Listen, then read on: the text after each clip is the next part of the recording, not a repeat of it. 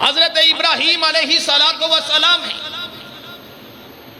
جو نوجوان ہیں، پوری دنیا میں اکیلے توحید کے علم بردار ہیں، پورا گھرانہ، والد صاحب، خاندان، قبیلہ، کنبہ، پوری اس وقت کی دنیا حضرت ابراہیم علیہ السلام کے خلاف ہے۔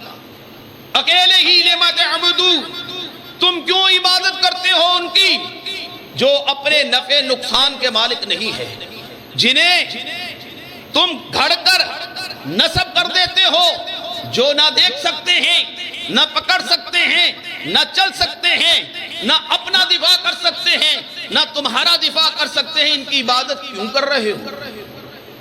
قوم اس نوجوان کے خلاف ہوئی، قوم کو سمجھ نہ آئی، سمجھانے کے لیے موقع تلاش کیا، موقع پایا، بتوں کو پاش پاش کر دی۔ قوم واپس آئی میلے سے، دیکھتی ہے یہ کیا ہوا کہ ہمارے معبودان باطلہ کو کسی نے ٹکڑوں میں تقسیم کر دیا، ایسا کون کر سکتا ہے؟ یقال لہو ابراہیم، کہا گیا ہاں ایک نوجوان ہے جس کا نام ابراہیم ہے، یہ اسی کا کام ہے۔ پکڑا گیا، جکڑا گیا، اب انہیں آگ میں پھینکا جا رہا ہے۔ قربانی دیکھیے، شخصیت دیکھیے، کام دیکھیے، پوری دنیا سے ٹکر لے رہے ہیں، اب آگے انجام کیا ہے؟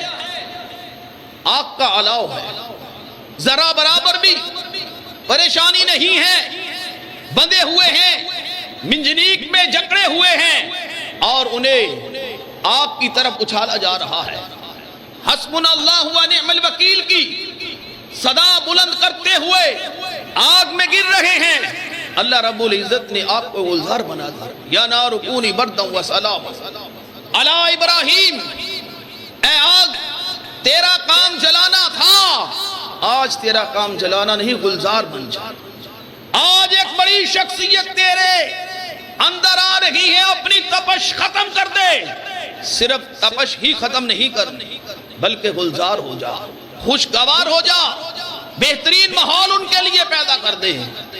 کائنات نے دیکھا ابراہیم علیہ السلام کے لیے آگ گلزار بن گئی۔ جب ہم چلتے